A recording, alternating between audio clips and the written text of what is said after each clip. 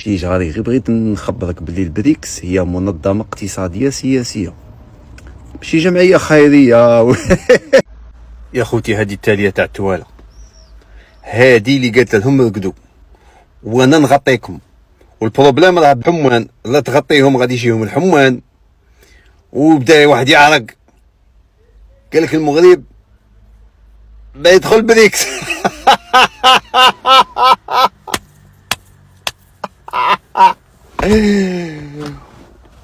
بيدخل بريكس باش بيدخل باش والله باش تدخل بالدين. توقي لك حسب قالوا اللي فيه الدين بزاف يدخل بريكس، هذيك ماشي اللي فيه الدين. واش الخليج ما جاو يفرحوا باش يتهنوا من الطلبه والسعايه تاعكم تاع المملكه المغربيه الشريفه بيتروحوا للبريكس؟ والله ما يقبلوك. خصهم واحد طلاب اتشو مملكه اتشو. نينو عمري ما شفت مملكه فقيره، انا اول مره كاين غير نتوما وواحد المملكه واحده اخرى مليح كانت لكم الفقر. يقلعها دير يسميها حاجه واحده اخرى ولا مملكه تجي عليها فاهم؟ لا شفت الانجليز لا شفت ستيل. الانجليز الانجليز. بريكس ما خصهمش اللي يسلفوا له البريكس باغيين يخدموا، باغي انفيستو باش يردوا دراهمه، باغي يخدم. خاصه بلدان اللي انفيستي فيهم باش يخدم باش يرد. انت شكون؟ انت شعب كاع فقير. موني بالبارح قالت لك 23 مليون فقير. 23 شكون اللي غادي يشري؟ مني انفيستي عندك شكون اللي غادي يشري؟ سي بون سي فيني عليك محنتي. السلام عليكم. قطع لياس.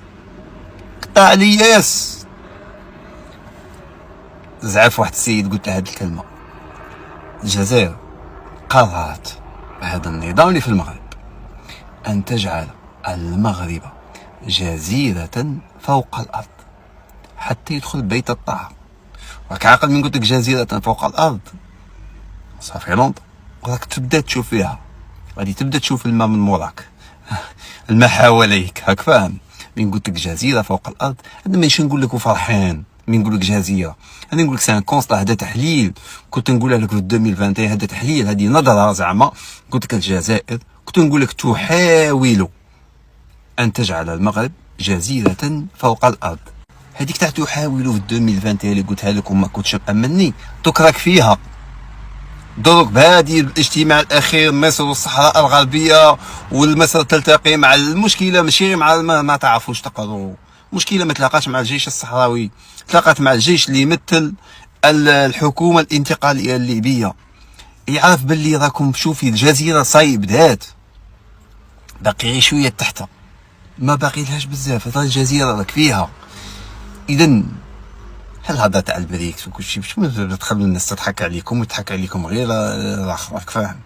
تاع شنوا نعيط شنوا سونغ يونغ. لا ما تجيش. روح